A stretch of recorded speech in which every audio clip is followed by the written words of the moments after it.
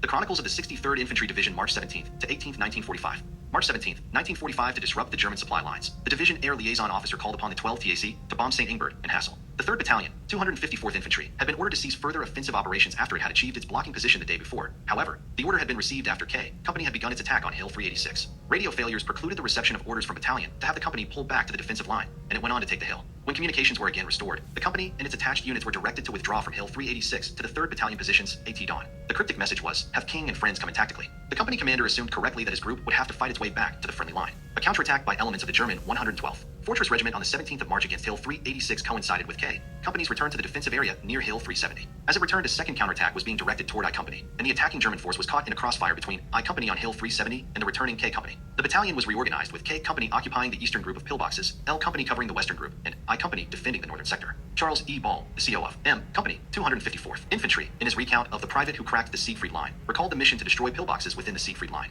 In training, the accepted method for eliminating enemy pillboxes was to close up their firing ports with a continuous application of machine gun and automatic rifle fire. Then one man was sent forward with a pole charge, which consisted of some 20 pounds of TNT tied to a stick, hobo fashion. In theory, the charge was to be set against a weak point on the pillbox and exploded, thus destroying the emplacement. Most of the attempts with pole charges were unsuccessful and usually resulted in peeling a small shell of concrete from the 4-foot thick wall. After several unsuccessful tries, the pole charges were abandoned and bazookas were used, again with little damage to the pillboxes. During a lull in the fighting, a corporal approached the CO of the 3rd Battalion. "Sir, see that open pipe vent sticking out of the top of the pillbox? How about me dropping a grenade down it?" "Best idea of the day," the colonel said. So with machine gun fire again closing the pillboxes in the area, the corporal worked his way forward to the nearest pillbox and confidently dropped his hand grenade down the vent. 2 seconds later, the grenade rolled out of the vent and landed at the corporal's feet, where it exploded and wounded him. Apparently, the vents had been equipped with a trapdoor or some diverting mechanism which precluded the grenade from entering the interior of the pillbox. The group lay stunned as every approach they had tried met with little or no success. After about a half hour, an ammunition bearer carrying a Bangalore torpedo, 2 1/8 inches in diameter and 5 feet long, the Bangalore is like a drain pipe packed with 9 pounds of TNT, approached his commanding officer. "Sir, this will not roll out. Let me try it." So with machine guns blazing again, the private ran some 30 yards and then fell to his hands and knees, crawling the last distance to the top of the pillbox.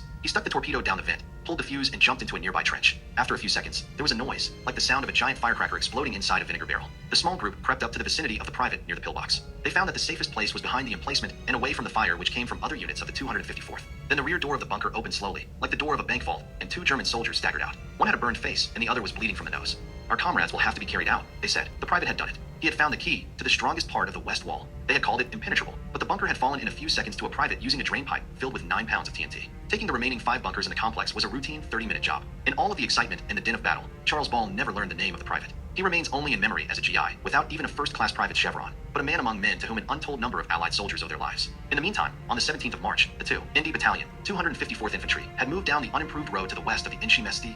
Ingbert Highway and into the draw leading north. At 0930, they were in position some 500 yards southeast of the 3rd Battalion. With E Company leading and G Company in close support, the 2nd Battalion attacked the highway area, including Hill 333, and had reduced 2 bunkers and 2 pillboxes by noontime. E Company, 254th Infantry, turned south to clear the pillboxes defending the Dragon's Teeth, and G Company continued north into the draw. At 1800, an enemy counterattack comprised of 2 infantry companies and 2 platoons of tanks drove E Company back to its original position along the unimproved road northwest of Ensheim. It was assumed by the commanders of E and G companies that the fortifications on the hill and in the draw had been recaptured by the German defenders, and another day would be required to reduce the same bunkers and pillboxes over again. The night was very dark, and any movement brought immediate cross-fire from the defenders. Many soldiers were unaccounted for since they remained pinned down in shell holes and ditched. Soon, Howard Howdy Wilcox, then the executive officer, 2nd Battalion, 254th Infantry, heard voices softly singing throughout the valley. First, "With someone like you," on the left. Then, "A pal good and true," on the right. And far to the front, softened voices sang other phrases of, "And let the rest of the world go by," into the night. None of the voices were loud enough to attract fire, but altogether they let the individual soldiers who were pinned down know that they were not alone. Night reconnaissance patrols of the area, inspired by the hushed tones of those singing, revealed that many of the forts and pillboxes were held,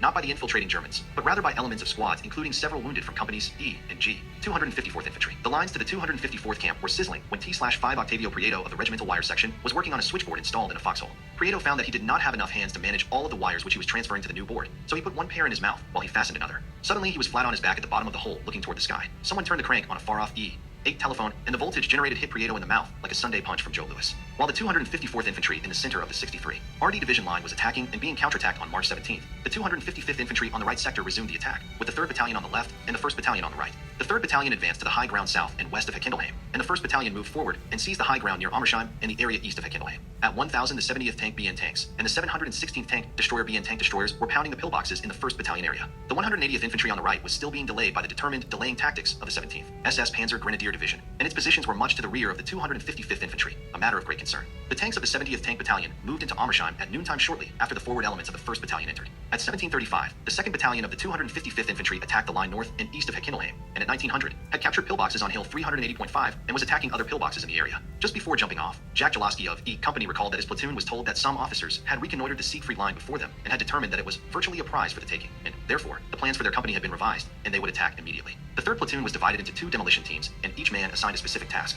Some would carry Bangalore torpedo sections while others would place and detonate them. The torpedoes would open up the staked-down barbed wire which filled the depth between the pillboxes and the Dragon's Teeth for a distance of about 12 feet. Other Bangalore torpedoes would open up the rolled barbed wire barriers, detonate shoe mines, and clear other barriers which might be in the way. One man was assigned the pole charge man task. The pole charge man carried a charge which consisted of approximately 21-pound units of explosive which were taped to 3 narrow boards held together by 2 small cross pieces to form a platform. In the middle of the platform, a 7-foot-long 2-inch by 2-inch section of wood was secured to provide a handle for the charge. The pole charge man was to follow the Bangalore torpedo teams to the pillbox, insert the charge in the embrasure of the pillbox, and then detonate the charge. Jaloski was chosen to be the pole charge man for the 2nd team, and as he cleared the barbed wire and neared the pillbox, he noted that the firing port was only about knee-high and had been closed off with a steel plate by the defenders inside. The base of fire from the Dragon Teeth kept it closed as he placed his charge against the embrasure. Earlier, the 1st demolition team had tried to blow the same pillbox, but the detonator had failed, and that charge, too, was against the embrasure. The bullets from the base of fire gave Jaloski no little bit of concern as they impacted and ricocheted off the concrete. He pulled the detonator and hit the ground as German artillery fell in the immediate area, and then both charges went off. The pole charge man carried a Thompson submachine gun, and the idea was to immediately assault the pillbox after the charge had blown it open. As Jaloski returned to the pillbox, he saw that only a small hole had been blown in the embrasure, and it was too small to crawl through. He emptied the contents of 2 magazines through and around the small opening. A moment later, he ran back to a trench which was about 9 feet deep and 20 yards to the rear, where he met up with the remainder of his demolition team. They followed the trench back toward the pillbox, and at the same time, the German defenders followed the same trench in a counterattack. The trench was constructed with right angles every 30 feet, so it made a zigzag route, and the battle between the 2 groups became a grenade battle and a standoff. It was midnight before the members of the 2nd Demolition Team were able to get back to the Dragon's Teeth and the rest of the company. As it turned out, the base of fire area along the Dragon's Teeth was not the best place to be either, because the German artillery was firing a barrage along the entire set of teeth. To remain there until daylight meant death, capture, or injury. So the remaining members of E Company, 255th Infantry, gathered up their walking wounded and headed back toward Amersheim, where they were met by troops of the 1st Battalion, 255th, which had jumped off before dawn to resume the attack. At 1800 on the 17th, the 180th Infantry had finally reached the area on the 255th right flank to eliminate that weakness. Earlier, on March 17th, the 253rd Infantry was relieved from its defensive positions on the left flank by the 116th Cavalry Recon Squadron, the 101st Cavalry Recon Squadron, and the 63rd Recon Troop. The regiment was assembled in Ensheim and Ensheim in preparation for its attack on the second belt of the Siegfried Line. The 253rd Regimental Aid Station moved to Ensheim, where the casualty level of 254th Infantrymen was very high.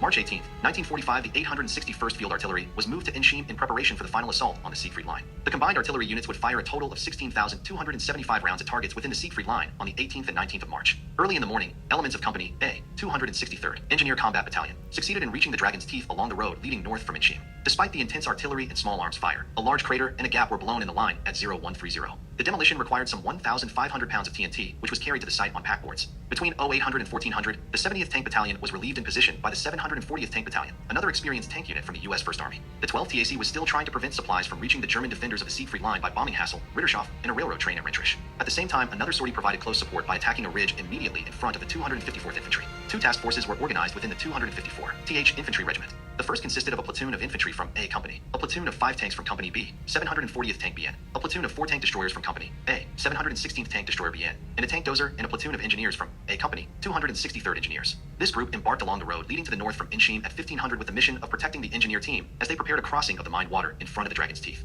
After the mines were swept clean, the tank dozer covered the water-filled crater which had been created by the demolition charge earlier. Although they were pinned down for some time by artillery and small arms fire, the mission was accomplished by 1930. The second task force of a similar composition attacked the small village of Ensheim-St by way of the Girl Woods and Kirkelbach Creek. This group left their line of departure at 1430 and had taken the objective by 1600. Meanwhile, the 2nd Battalion, 254th Infantry, again attacked underscore the area of pillboxes from which they had been driven the day before. This time, F Company assaulted the area at 1615, and by dark they had cleared 3 of the largest bunkers and several smaller ones. On this occasion, another approach was employed to rout the German defenders from the pillboxes. Gasoline was poured down the ventilation pipe, filling the bunker with fumes, and giving the occupants a reason for some thought before they fired any weapons. Most surrendered then and there. In the 255th Infantry sector, the pressure against the Siegfried Line was continued in the Heckendelheim area, and preparations were made to break through the line in 3 specific areas. Hill 373.6, the highway between Amersheim and Oberwurzbach, and on the Obertalberg. North of Amersheim, a gap in the Dragon's Teeth was blown at 2,200 hours by a platoon from Company C, 263rd Engineers, using 1,600 pounds of TNT that was carried in on packboards. In this case, however, a steel gate type of roadblock remained in the front of the teeth. In the early hours of the 19th, Company C removed the roadblock after first neutralizing several pillboxes which were covering the obstacle.